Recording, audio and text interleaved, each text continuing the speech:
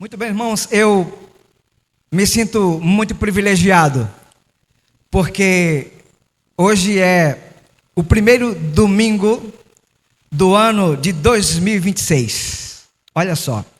E logo hoje, então, no primeiro domingo, Deus tocou lá no coração do pastor e ele disse: eu vou combinar com o irmão Geraldo para ele pregar. Eu já estava com saudades, essa é a verdade. Nunca mais eu tinha vindo aqui no púlpito para pregar. E eu gosto de fazer isso, né? E louvado seja Deus. Nós estávamos aqui orando antes de iniciarmos toda a programação em si. Já estávamos em culto, essa é a verdade, né? Porque quando nós... a vida do cristão é assim, e nós propomos entrar aqui neste local, já estamos em culto congregacional e nós já estávamos em culto.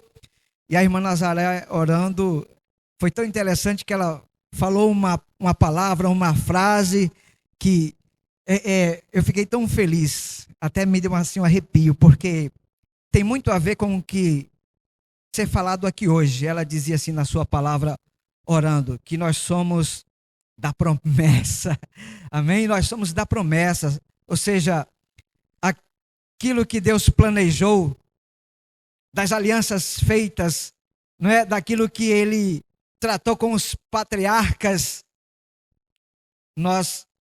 aquilo foi passando de geração em geração e chegou até nós. E nós somos da peça, graças a Deus. Estamos aqui, louvado seja Deus. E com a missão de expandir, né, ir adiante e muito mais. Eu quero dizer para os irmãos que eu não pude de perto desejar um feliz ano novo. Quero dizer para vocês agora, né? Feliz ano novo.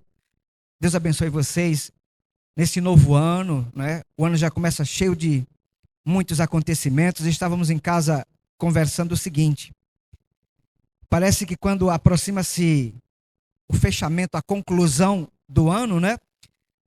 Parece que acontece o tempo da colheita. As pessoas morrem, gente, de todo jeito. É gente que se acidenta em trânsito. É gente que cai de algum lugar, de alguns penhascos. É a turma nas aventuras, né? Tentando fazer um momento diferente na vida. Cai nas pedras, nas matas. E, enfim, é um transtorno para todo mundo. Mas então, feliz ano novo, que Deus os abençoe. E é possível, escute isso que eu vou dizer agora. E tomara que, se for necessário, assim aconteça. É possível que na sua caminhada durante este ano seja necessário, não deixe essa palavra sair da sua mente. Pode ser que seja necessário você voltar, você retornar, você vir para começar tudo de novo. Se preciso for, agradeça a Deus e faça, porque Deus está lhe dando uma nova chance, uma oportunidade, se isso acontecer. Quando a comunhão se afasta, então a alma sente essa necessidade, a urgência de voltar, de retornar, de recomeçar. Pode ser que isso aconteça com você. Se acontecer, agradeça a Deus, porque essa é uma oportunidade. E sempre, meus irmãos, é necessário na nossa vida a gente voltar, fazer um retorno, né? Muitas das vezes um retorno obrigatório. E quando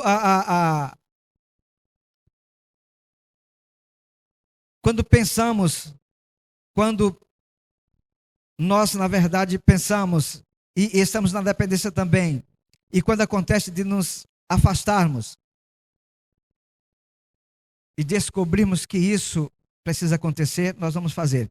Quando eu estava pensando naquilo que eu ia falar com os irmãos, tratar com os irmãos e lendo a Bíblia, eu comecei a pensar seriamente naquele período em que nós estávamos aqui vivendo o da pandemia, quando nós tivemos que ficar fechados, intocáveis, né? E quantas das vezes um abraço fez falta, não é verdade? Quantas das vezes nós sentimos falta de um aperto de mão, de alguém olhando nos olhos da gente, dizendo algo, porque nós caímos num desespero, essa é a verdade, porque todo o mundo e todo o Brasil ficou num momento de muito desespero. E é certo que nós pensamos assim, está no tempo, está na hora da igreja retornar, da igreja começar, né? E quantos cristãos de verdade ficaram vibrando para que isso acontecesse, né? Então, há momentos que é preciso voltar, é preciso retornar. Havia uma urgência no retorno, não de forma assim rotineira, mas porque a fé, ela esfria quando o abraço silencia. E nós sabemos que muitos cristãos, nós não vamos dizer nada com eles, porque essa foi a decisão deles, acharam que não precisava mais voltar para o meio congregacional. Muitos deles disseram assim: olha, eu entendi que é suficiente viver sem igreja. Basta ter Deus no coração. Eu sou a igreja, estou lá em casa. Né? Mas na verdade ele é membro do corpo de Cristo, e o corpo de Cristo unido, né, congregando, é que é a igreja e que é a igreja forte. Hoje voltamos não por imposição, mas porque aprendemos de maneira dura, né, que caminhar juntos sempre foi o caminho de Deus para seu povo. Imagina só. O caminho de Deus para o seu povo, juntos, caminharmos juntos, é necessário. E eu quero assim convidar os irmãos para ler a Bíblia, ou acompanhar a leitura bíblica que eu vou fazer, lá no Antigo Testamento. Lá, exatamente sobre Abraão, a aliança de Deus para com Abraão. E daquela aliança, né, é que veio os remanescentes e o povo da promessa, como orava ali a irmã Nazaré. Então escutem bem, eu vou ler em 2 capítulos do livro de Gênesis. Gênesis capítulo 12, que vai dar exatamente todo o capítulo, são 20 versículos. E no capítulo 13, apenas 4 versículos. Tá? Gênesis 12, os versos 1, 2, 3, 4. Depois eu continuo a partir do versículo 7 até o 20. E no capítulo 13, os versos 1, 2, 3, 4 de Gênesis. E está escrito bem assim, Gênesis capítulo 12, versículo 1. Então o Senhor disse a Abraão: saia da sua terra, do meio do seu povo, ou dos seus parentes, e da casa de seu pai, e vá para a terra que eu lhe mostrarei. Farei de você um grande povo, e o abençoarei. Tornarei famoso o seu nome, e você será uma bênção. Abençoarei os que o abençoarem, e amaldiçoarei os que o amaldiçoarem. E por meio de você, todos os povos da terra serão abençoados. Partiu Abraão, como lhe ordenara o Senhor, e Ló foi com ele. Abraão tinha 75 anos quando saiu de Harã. Versículo 7. O Senhor apareceu a Abrão, né? Abrão, a gente vai ler aqui assim, e disse: a sua descendência darei esta terra. Abraão construiu ali um altar dedicado ao Senhor, que lhe havia aparecido. Dali, espera aí que eu pulei demais aqui.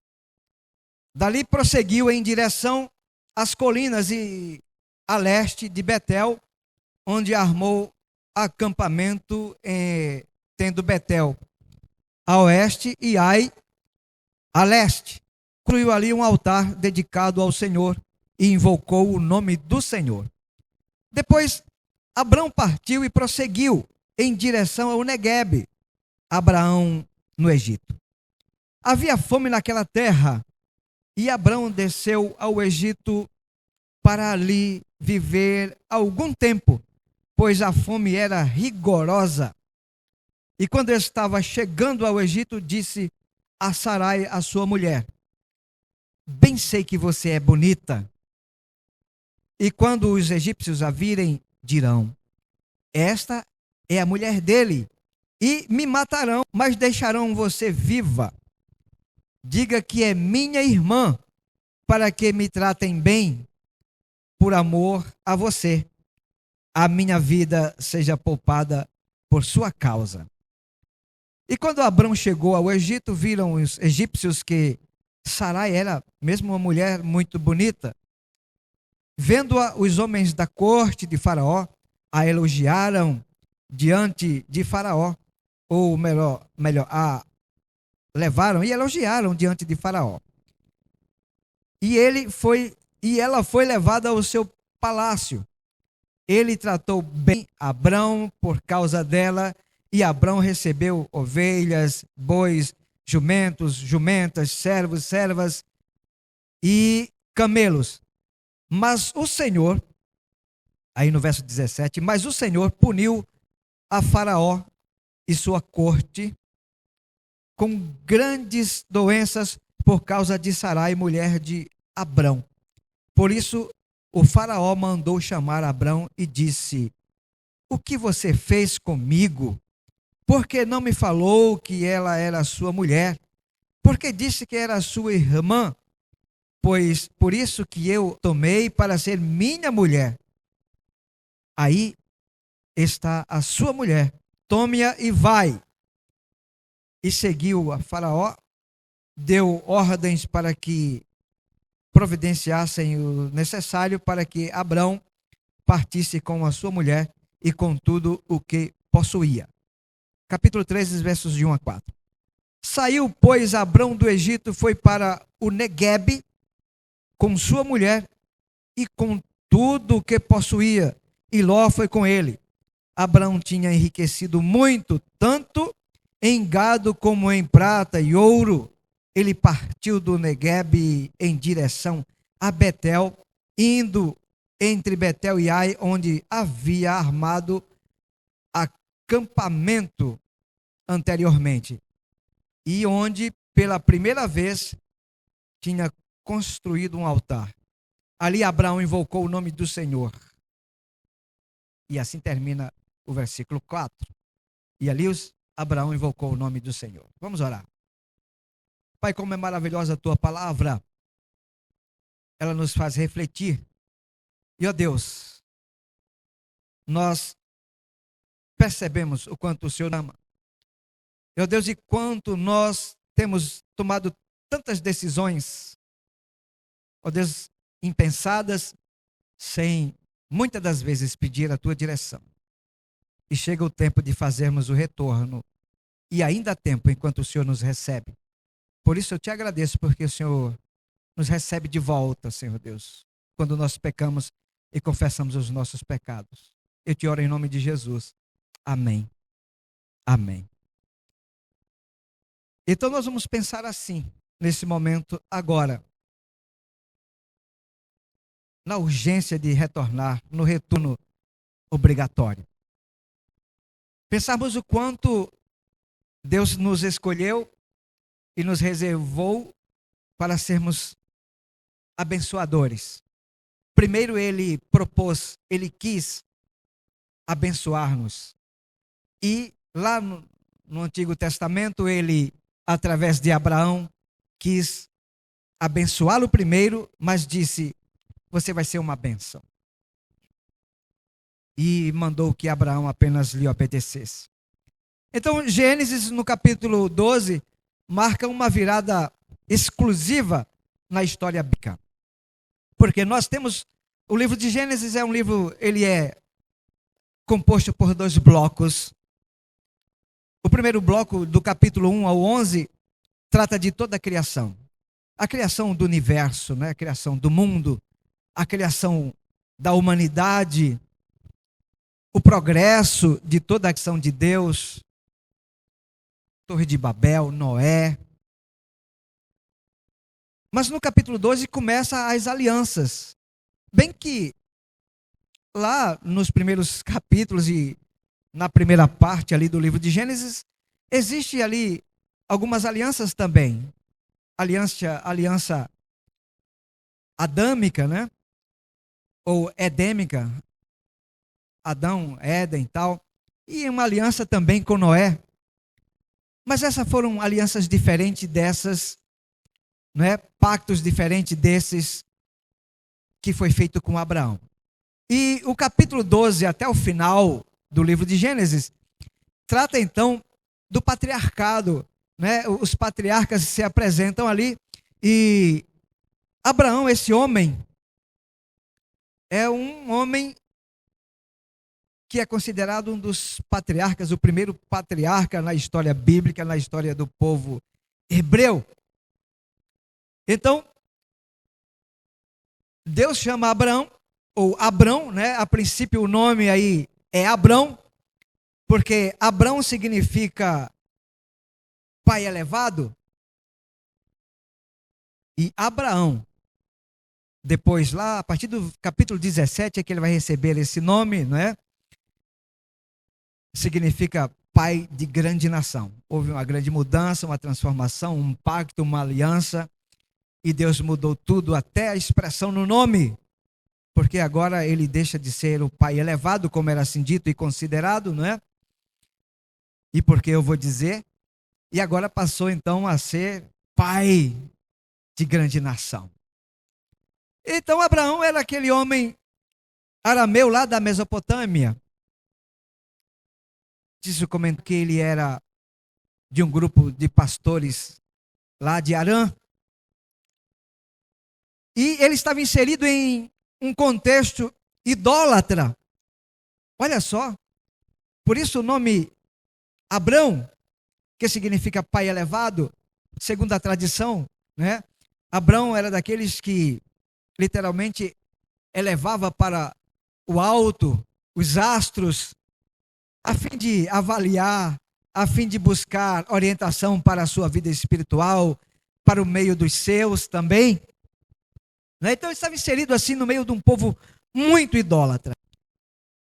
Os irmãos entendem que não havia em Abraão nenhuma coisa maravilhosa, não havia nada que o atraísse. Por que Deus procurou Abrão, aquele homem lá, o pai elevado dos astros, adoradores do sol, da lua, das estrelas, não é? Dos planetas?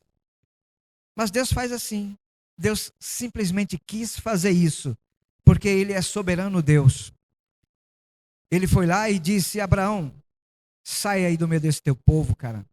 Esse povo aí está numa idolatria ferrenha, tremenda. Você está acompanhando esse povo.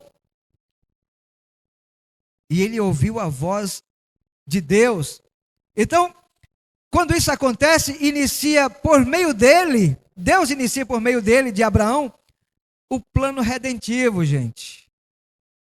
Por isso, a partir do capítulo 12 do pacto com os patriarcas, uma nova aliança, aliança do plano redentor, né? Aliança que de geração em geração chegou num povo especial, chegou até nós o plano de salvação de Deus. Então, por meio dele, Deus deu início ali o plano redentivo. O chamado de Abraão, ele não veio acompanhado de um GPS, de um mapa. Deus chamou Abraão e disse algumas coisas interessantes a Abraão. Vai, sai da tua terra. Então a ideia é sair, é confiar, é andar na presença de Deus. Foi esse o chamado? Foi para isso que Deus chamou Abraão, ou Abrão. Então Abrão responde corretamente, né? Urgente, erguendo altares e invocando o nome do Senhor, não é o nome do nosso Deus, o Deus Altíssimo. Contudo, meus irmãos, um homem considerado cheio de fé, tanto que consideram aqueles que creem como sendo os filhos de Abraão, porque Abraão não questionou, né? Mesmo no início, mesmo aprendendo, mesmo estando dando os primeiros passos nessa caminhada, nessa nova jornada, ele logo confiou em Deus. É conhecido como pai da fé, né?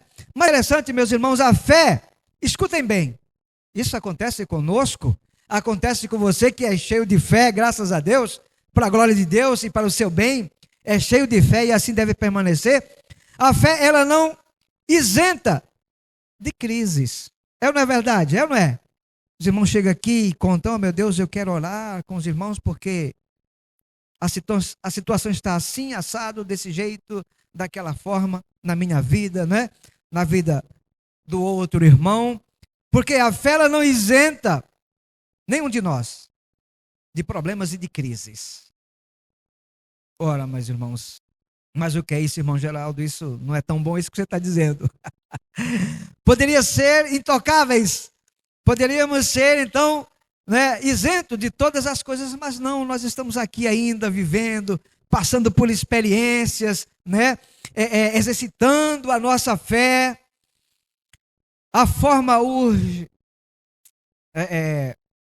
a fome surge e então expõe o dilema entre confiar na promessa ou buscar segurança imediata. Foi isso que aconteceu com ele.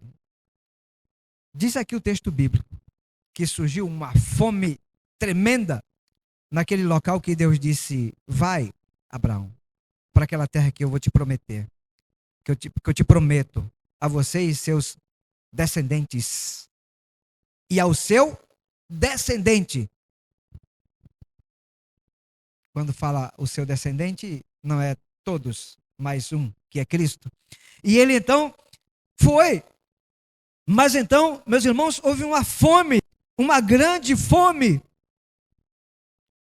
E a fome, meus irmãos, expôs um dilema que então põe em xeque a questão da confiança na promessa, né? Em buscar. Porque agora ele quer buscar segurança, ele quer buscar solucionar. E, meus irmãos, é nesse cenário que nasce, surge o tema retorno obrigatório.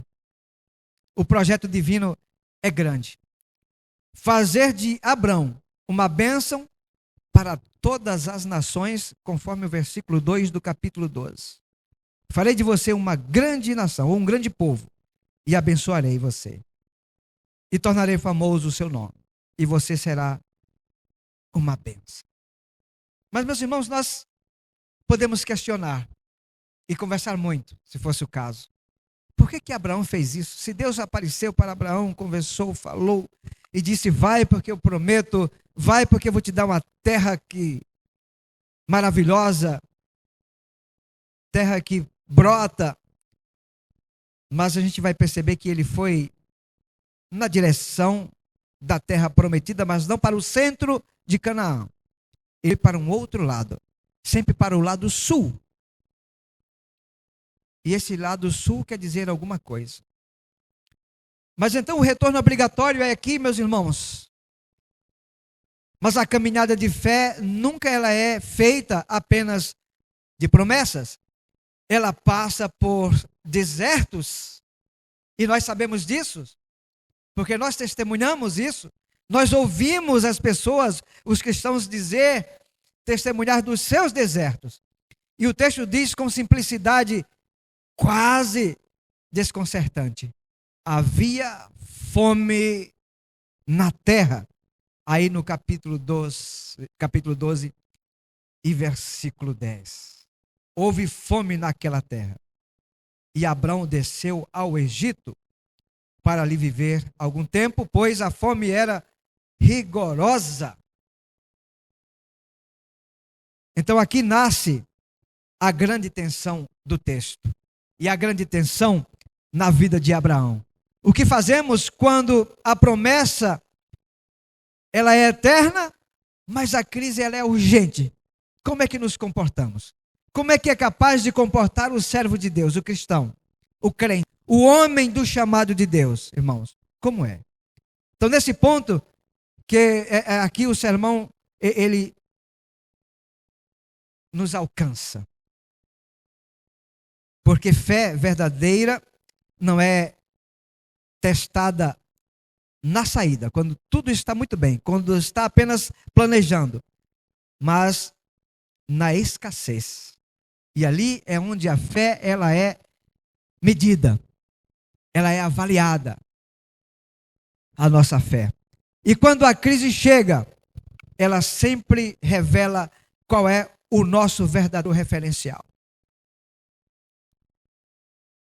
É ou não é verdade? Sempre quando as coisas ficam difíceis, sempre quando o sapato aperta, é que nós vamos revelar, é quando vai ser revelado a verdadeira referência de fé de cada um e da nossa fé. E então, pensando assim, eu quero entrar no primeiro ponto do nosso retorno obrigatório, ou do retorno obrigatório que muitas das vezes é necessário fazermos, quando o referencial da fé é deslocada. Quando que você precisa retornar? Quando que um cristão precisa voltar? Quando o referencial da fé é desviado, é retornado. No capítulo 12, versículos 10, que nós acabamos de ler, vale a pena a gente voltar lá, diz que houve fome na terra e ele desceu para o Egito. E quando ele estava chegando ao Egito, disse a Sarai, falou para a sua mulher, né? Olha, você é uma mulher linda, bonita. Elogiou a esposa, né? Não sei se ele fazia sempre, mas naquele momento ele teve essa necessidade de fazer isso. Você é linda. Mas você vai dizer para esse povo aqui, do Egito, para o faraó, que você é a minha irmã. E sabe, irmãos, ele não estava mentindo. Existia uma meia verdade. O problema é que era meio, não era toda a verdade. Porque lá no capítulo 20 daqui de Gênesis, no versículo 12, acho que é isso, 20 e 12, vai dizer que ela era mesmo irmã dele por parte de pai e não por parte de mãe, não é? Imagina aí. Mas aí ele poderia ter dito, olha, você vai dizer que é minha irmã e que ainda é casada comigo. Olha aí. Mas não, disse só assim, fala para eles que você é minha irmã. Né? Porque eles vão te achar bela e por causa de você eles vão cuidar de mim, né? Vão me poupar. Ó, meus irmãos, e assim fez, né? Quando chegou ali, ele precisou dizer isso, precisou apresentar essa faceta, diga que é a irmã, né? E assim ela fez. Então, quando nós precisamos retornar, não é? Voltar às origens, ao princípio, começar tudo de novo, quando o referencial da fé é deslocado.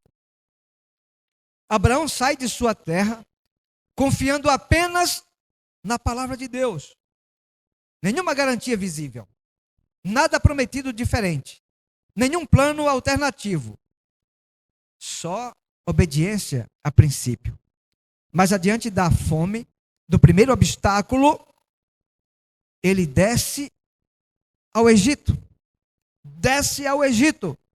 O problema ali não foi um problema, não tinha nada a ver com um problema geográfico, dele descer ao Egito. Mas é um problema ali todo teológico. E na Escritura, o Egito frequentemente simboliza dependência humana. O Egito simboliza segurança sem Deus. O Egito significa ou representa soluções rápidas que custam caro. O Egito nunca foi uma boa referência. O Egito não é uma boa referência. Não foi uma boa referência para Abraão. Então, descer para o Egito Não foi nada bom, tá? Mas, mesmo assim, ainda não teria problema nenhum ele ter descido ao Egito em busca de socorro. Não foi esse o problema. O problema é que chegaram ao Egito, ele precisou usar de estratégias que colocou em risco o plano de Deus, colocou em risco a sua situação pessoal, né? Difamou a sua esposa, a família. Esse foi o grande problema. Abraão não ora, ele não consulta o Senhor, não edifica altar. Ele age sem pedir orientação de Deus. E quando a fé sai do centro, a autopreservação assume o controle. E foi isso que aconteceu. Deixou de buscar a Deus, deixou de confiar. E ele agora foi buscar os seus próprios recursos, não é? E ele agora foi por conta própria. Por isso o desastre, por isso a coisa fica ruim, fica difícil. Então o resultado é trágico. Sarai é exposta, a promessa é colocada em risco, como eu já havia falado, e o testemunho do chamado é manchado. Eu não sei se Abraão por algum momento disse assim, pensou, olha, se eles me pouparem, aí me preservando, o plano de Deus me mantém, porque eu estou vivo, vou cumpri-lo. Não sei se ele pensou nisso. Mas mesmo que ele tenha pensado assim, ele não deveria, irmãos. Isso é lição de Deus para nós, porque isso não só aconteceu com Abraão, tem acontecido, tem se repetido, e pode acontecer comigo, pode acontecer conosco. E a gente precisa antes refletir, porque a gente precisa confiar em Deus. Abraão, né, na nossa perspectiva, na forma de a gente analisar e até de julgar, era para ter esperado. Ora, Deus não prometeu e Deus não lhe disse, vai para a terra que eu te preparei, terra boa, que mana leite e mel. Por que agora no primeiro desespero ele desce ao Egito, que não é boa referência, não é? Irmãos, isso pode acontecer conosco. E nós precisamos confiar em Deus, é isso que eu quero dizer. Eu preciso confiar em Deus quando isso que é possível acontecer vier a acontecer. Então, quando a crise aperta, para onde você corre? Para a promessa ou para o Egito? Não é? Para onde eu corro numa situação dessa? Buscar a solução lá no Egito? De que forma? Talvez até pode ser lá no Egito, mas de que forma? De que preço? Que preço pagar para isso? Não é? Para que tenha de lá alguma solução? Então, quando o referencial da fé se desloca, aí, meus irmãos, o próximo prejuízo é inevitável. Algo mais vai acontecer. E aqui entra o nosso segundo ponto, de acordo com o texto bíblico. Retornar. Quando? Quando a devoção perde o centro. Quando a devoção perde o centro. Veja o versículo 8 do capítulo 12. Dali, prosseguiu em direção às colinas a leste de Betel, onde armou acampamento, tendo Betel a oeste de Ai, ou melhor, tendo Betel a oeste e Ai a leste. Ali construiu um altar dedicado ao Senhor e invocou o nome do Senhor. Quando a devoção perde o centro. Não é? Parecido com tudo que aconteceu, que a gente viu agora nos versículos 10 a 16. Antes da descida ao Egito, Abrão era um homem de altares. Logo Deus chamou, ele ouviu, disse vai, e ele foi e construiu um altar para adorar a Deus. Não é? Onde chegou, estava altar, ou aonde chegava, logo Abraão era homem de altares. construiu um altar para adorar ao Senhor. Porque altar, meus irmãos, altar fala de prioridades, de comunhão, de revelação, de alinhamento, sintonia diante de Deus. Altares. Mas no Egito, o texto é claro pelo silêncio. Não sei se os irmãos perceberam o silêncio do texto em relação à questão ou o quesito adoração. Houve um silêncio. Não há altar. Há cálculos, há estratégias, sobrevivência, mas não culto a Deus. Não foi feito. Nós não vimos. Se aconteceu, o texto bíblico não relata, o Espírito Santo do Senhor não relatou esse detalhe, e certo porque não aconteceu, de que ali ele construiu um altar para adorar a Deus. A ausência de altar não é descuido, é falta de adoração, falta de comunhão. Onde Deus não é o centro, a devoção esfria. Como ali no Egito, Deus não foi o centro da devoção de Abrão, da sua esposa, não era daquele povo. Então, Adão esfriou e Adão foi capaz de fazer o que fez, porque não estava buscando a Deus. Irmãos, o único altar construído no Egito, ele é invisível, mas real. O altar do ego, o altar da autoproteção, o altar da conveniência. Foi o que ele foi fazer. Foi o que estava bom para Abraão naquele tempo.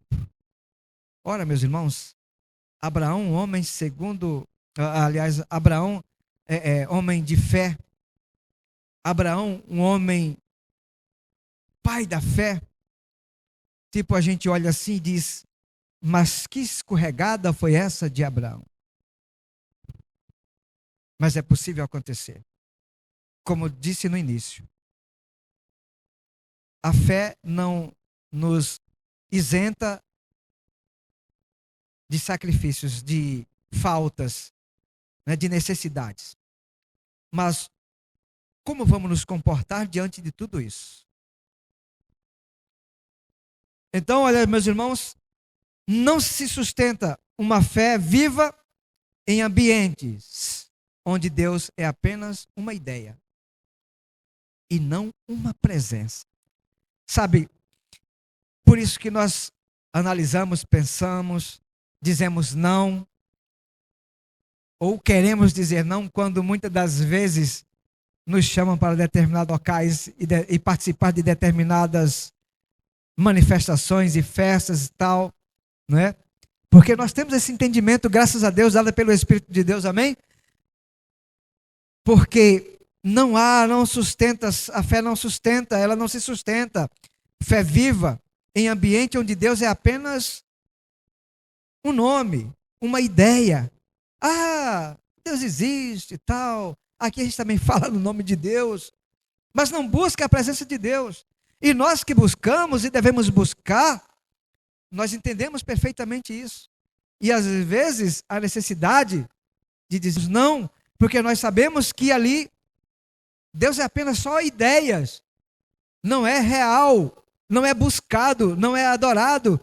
Os pensamentos são diferentes, as construções são diferentes das que nós estamos acostumados, né? As vestimentas, as palavras, sei lá, as músicas, os cânticos, são tudo diferente. Por isso nós precisamos também dizer não e ter cuidado, né? Para que a nossa fé não seja abalada. E quando a devoção se esvazia, algo ainda mais sério acontece. E aqui o nosso terceiro ponto. É necessário voltar, retornar, quando a responsabilidade do chamado é esquecido. Olha só que coisa séria. Abraão, você vai ser muito abençoado. Mas você vai também abençoar muito as pessoas. E muita gente. Porque a partir dele ali, gente, daquele patriarca, daquele homem idólatra, tá? Abraão, né? Abraão, depois vai ser chamado Abraão e nós vamos chamá-lo assim, Abraão, né? É que o plano de salvação de Deus, né, começou então a acelerar. As alianças começaram a ser mais frequentes. Os patriarcas deram continuidade àquilo que Deus havia planejado como um plano de salvação para a humanidade. Mas quando a responsabilidade do chamado é esquecida, né, é preciso retornar. O versículo 2 foi o que Deus disse a ele, né, em capítulo 12, 2. Farei de você uma grande nação, abençoarei. E você vai abençoar as outras pessoas. Antes da fome, antes do Egito, antes de qualquer altar, havia um chamado: sê tu uma bênção. Abraão não foi chamado apenas para sobreviver, mas para cooperar com um plano redentor de Deus. Logo, meus irmãos, eu, cristão, que confio, que exerço os meus pecados a Cristo, sou salvo, devo estar na mesma situação. Não sou chamado apenas para sobreviver. Eu entendo que estou aqui na terra não só para sobreviver, mas para cooperar com o plano redentor de Deus. Agora de multiplicar, né, de anunciar o evangelho assim também. Porém, a crise momentânea pareceu maior que a promessa eterna ali a Abraão. O medo falou mais alto que a missão. A urgência abafou a vocação. Deus permite, meus irmãos, escutem isso, Deus permite que alguns atalhos, Deus permite alguns atalhos para lembrarmos que Ele é o caminho. Às vezes, e há momentos em que é possível que a gente caminhe por atalhos, para cair em si, para a gente enxergar que Deus, Ele é o caminho. E Jesus Cristo disse isso, né? Eu sou o caminho, a verdade e a vida, e ninguém veio ao Pai senão por mim. A experiência ensina o que a promessa não consegue fixar. Das vezes isso é que acontece. É preciso a gente apanhar para aprender. Em vez de ter aprendido logo quando Deus deu os comandos. Mas é preciso então descer, tomar umas pauladas fortes, para então afixar bem, né? Para que fiquemos bem ensinados, venhamos a aprender mesmo de verdade. O chamado sem responsabilidade vira frustração. Promessa sem missão vira peso. Né? A gente vai prometendo, assim, hoje não, mas amanhã. Aí chega amanhã, não, hoje não, Senhor, mas depois. E vai acumulando. Não é? E a gente um dia precisa, então, pagar as promessas. E são muitas diante de Deus. Mas o texto, meus irmãos, aqui, graças a Deus, para a nossa felicidade, e para a felicidade de Abraão também, ele não termina em fracasso. Termina em retorno. Termina em convite, volte. Vamos voltar ao ponto original. E aqui, eu quero entrar na fase da conclusão. E essa fase da conclusão é que nós vamos ver o retorno obrigatório aqui no capítulo 13. Saiu, pois, Abrão do Egito e foi para o Neguebe. Aí, ele já estava de volta, depois de ter aprendido, né? Depois de ter tomado um chamado ali do faraó, depois, né, de ter passado toda aquela frustração, ele começa a voltar. Né? O faraó ainda diz assim, sai daqui, vai-te embora para lá. Eu só não sei se ele deu, gente, com os dois pés. Tá? Se deu com o pé direito ou com os dois pés, eu não sei. Mas ele disse, sai daqui. Toma, eu vou te dar muita coisa para você ir embora. toma tua mulher e vai embora. E começou a sair. E saiu, pois, Abraão ali do Egito e foi para o Neguebe com a sua mulher e com tudo o que possuía. E Ló foi com ele. Ló era aquele sobrinho querido que ele ficou sem o pai. E Abraão teve que adotá-lo. Então Abraão tinha enriquecido muito, tanto em gado como em prata, ouro. E ele partiu do Neguebe em direção a Betel, indo de um lugar ao outro, até que chegou ao lugar entre Betel e Ai, onde já havia armado o acampamento antes, e ali Abraão invocou o nome do Senhor. Amém? Voltou, começou então agora o retorno, agora cabeça erguida, vamos começar tudo de novo. O retorno obrigatório de Abraão. Abraão volta para Betel. Betel, casa de Deus, local de adoração, local onde ele construiu o altar para adorá-lo. Volta para o lugar altar, volta para o ponto onde antes estivera com Deus. Agora a coisa começa a tomar sentido novamente. Eu preciso voltar. Quando eu fizer isso, tudo começa a ter sentido outra vez. O texto não diz que o Egito o fez crescer espiritualmente. Diz apenas que ele voltou. Voltar não é retrocesso. Alguém pode pensar que é. Não é retrocesso. É sabedoria. Voltar não é vergonha. É maturidade. Voltar é alinhar novamente a vida com a vontade de Deus. Isso na vida cristã, irmãos. É assim. Um versículo em Provérbios 3:5 diz: confia no Senhor de todo o teu coração. Então a crise vem para ajustar, não para destruir. O Egito nunca foi a solução para Abraão. Nunca foi a solução para o povo de Deus. Betel sempre foi o endereço, o local estratégico. E ainda bem que ele começa a voltar e volta lá, onde tudo começou. Que bom que o texto termina mostrando a vitória, né? Ele podendo voltar e começar, né? Ou ali um novo recomeço com Deus. Desvio gera crise. Crise exige correção de rota. Correção de rota chama-se retorno. Quantas das vezes precisamos fazer? Até mesmo quando nós estamos dirigindo, né? Quantas vezes precisamos voltar, fazer a rota para pegar o caminho certo? Porque o melhor caminho sempre foi o caminho da volta para Deus. Amém? Fecho aqui com essa frase. O melhor caminho sempre foi, sempre será, sempre vai ser o caminho de volta para Deus. Não esqueçamos disso. Se precisar voltar, volte.